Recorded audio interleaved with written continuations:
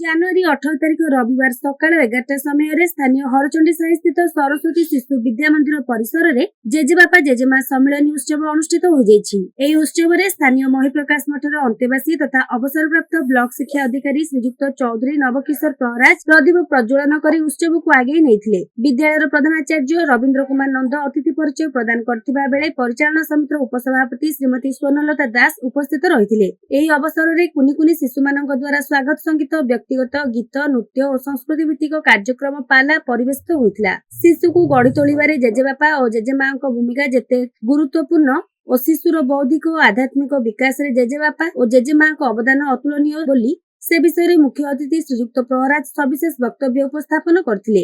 ବହୁ ସଂଖ୍ୟାରେ ଉପସ୍ଥିତ ଜେଜେବାପା ଜେଜେମା ମାନେ କାର୍ଯ୍ୟକ୍ରମରେ ଅନୁପ୍ରାଣିତ ହୋଇଥିବା ପରିଲକ୍ଷିତ ହୋଇଥିଲା।